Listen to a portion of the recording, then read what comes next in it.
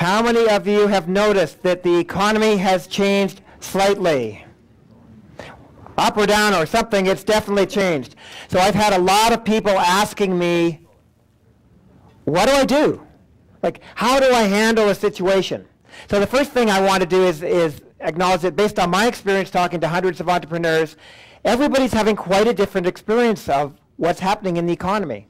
So let's do a poll here. I'll show you what I mean. Raise your hand if since the last September, October, your sales are significantly up over what they were in the past. Raise your hand. Okay, so that's almost half the room. Raise your hand if your sales are significantly down, notably down. Okay, so maybe 15% of the room.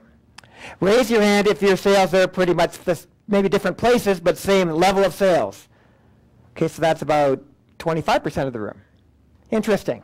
So you notice that's different for everybody. Now, for those people that are in a experience a big dip, it's not about you necessarily, right? It's about your particular industry. So what we're going to talk about now is some tips that you can apply to deal with this economy, whether you're up, whether you're down, or whether you're neutral. Does that sound useful? Yeah. Okay. So the first thing, there's 4 tips here. First thing in terms of how to handle it. Number 1 is you need to stay informed. You need to stay on top of what's going on. I notice a lot of people just basically ignoring the fact that things have changed. They're burying their heads and not doing anything. They're continuing on as if everything is as usual. Everything is not as usual. So you need to stay informed and be aware of what's going on, but at the same time, avoid what I would call unproductive conversations. Avoid conversations about how bad it is, the doom and the gloom things. Stay away from all of that. How many of you have noticed that every time you turn on CNN these days, all they've got is graphs going like this? Oh, right? So you don't need to get caught up in that stuff, but you do need to stay informed about the situation just so you can make informed decisions, basically. So that's the first piece. Second piece, evaluate your risks, okay? Stay informed and evaluate your risks. You need to assess your situation objectively and identify, am I exposed in any way? What do these changes mean to me? I'll give you an example. I have a client in Dallas, has 10 staff. He's a small computer company. So when I did our coaching call with him in January, I said, how's it going down there? What's happening with the economy? And he goes, oh, Andrew, didn't you hear? And I went, no, what? He said, oh, well, Texas decided not to participate in the recession. And I went, great, good on you. So we went along, and then I phoned him in the first week of March for our coaching call in March, and I said, how are things going? And he goes, the economy stopped. Like suddenly everything, forget about we're not participating, everything's come to a grinding halt. And I said, oh, how are you going to handle that? We said, well, our sales were down last week when I got our February numbers, the sales were way down. And so I cut all our staff back from 40 hours to 30 in a week. So he's on top of the ball and he's taking bold action, and that's exactly what you need to do. If there are things that are not working for you now in this current shift to the economy, you need to do something about them immediately and not wait for things to turn around. Does that make sense? So keep moving on it. Third thing, pursue opportunities. I'm going to tell you that this is the greatest time of opportunity that you have seen in your lifetime.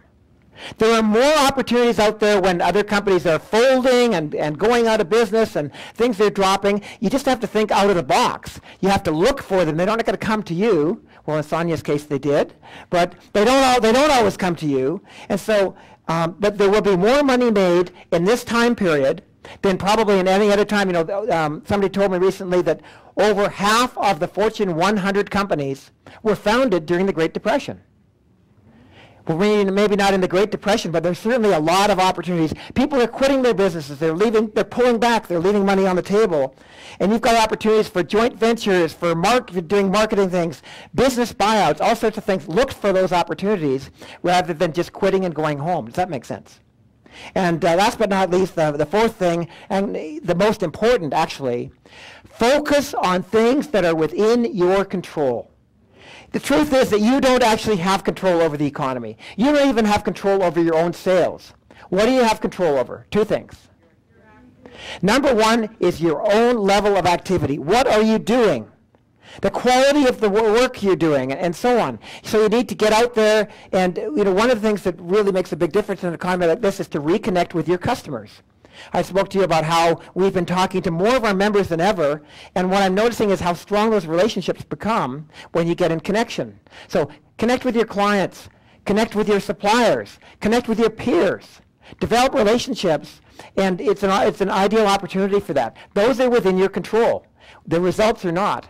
The other thing that you have control over, other than your activity, is your mind. Watch your mind. Don't let it take you out. So with that, we've got 4 items.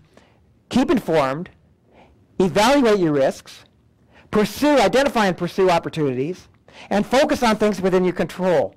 If you do those, whether the economy is good or bad, you stand a massively, massively better chance of achieving the goals and results that you want. Does that make sense to you? Yes.